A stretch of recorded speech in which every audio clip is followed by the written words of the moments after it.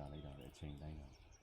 ကျွန်တော်ဆိုရင်စက္ကန့်20လောက်မှ10စက္ကန့်လောက်မှဆိုရင်တော့ဒီကုန်းလောက်ကူးနိုင်တယ်ကျန်တဲ့ချိန်မှာဒီတရားပေါ်လေးရောက်လဲရောက်ရောငလင်းကစလှုပ်တာပေါ့စလှုပ်တော့ဘိန်းပေါက်တယ်မှလို့ဘိန်းကိုလှည့်ကြည့်တဲ့အချိန်မှာဘိန်းပေါက်တာမဝင်နေနေလှုပ်တာအဲ့ကြာမှတီးတယ်အဲ့ကြာမှတီးတဲ့အချိန်မှာဒီတရားကိုဖြတ်ပြီးသားဖြစ်နေတော့နောက်လေလှည့်မရဘူးရှေ့လေလှည့်မရဘူးဆိုတော့အဲ့ဒါရှေ့ပဲ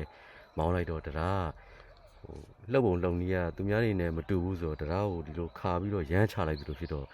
စက္ကန့်ပိုင်းတွင်ကိုတရားပြိုကျသွားအဲ့ချိန်မှာကိုလည်းဘာမှမတက်နိုင်တော့ဘဲတော့အနောက်မှာရှိတဲ့သမီးပဲသမီးအဖေကိုကင်နာဆိုပြီးတော့ပဲអော်နိုင်ပြီးတော့တရားရဲ့ပြိုကျတဲ့အချိန်မှာဘေးကိုထိုးပြီးတော့ချပြီးတော့ရေထဲမှာအဲ့လိုပဲပေါ့နော်ကျသွားတော့ပေါ့သမီးရောဆိုင်ကယ်ရောအတူတူကျသွားပြီးတော့မှအပေါ်ပြန်တက်လာတော့ကျတော့ကိုတယောက်တည်းပဲပါပြီးတော့အဲ့မှာသမီးမပါလာတာကိုအဲ့ကြမှာတိပြီးတော့သမီးလိုက်ဆိုင်နေတဲ့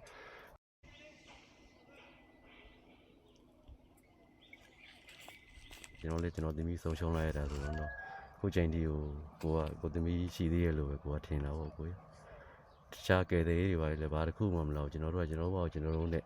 ကယ်ပြီးတော့ကိုပေါ့ကိုရေကုန်သမားအဖွဲ့ကိုပေါ့ကိုငှားတွေ့ရင်2သိန်းခွဲ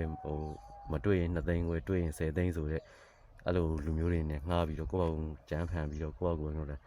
ကယ်တဲ့မှလည်းမလာဘူးဘူးမှလည်းမလာဘူးကိုပေါ့ကိုမြန်သူကကယ်လိုက်တာလည်းမဟုတ်ဘူးပြန်ပေါ်လာတာလည်းကျွန်တော်ခဏလေးနဲ့ပြန်ပေါ်လာ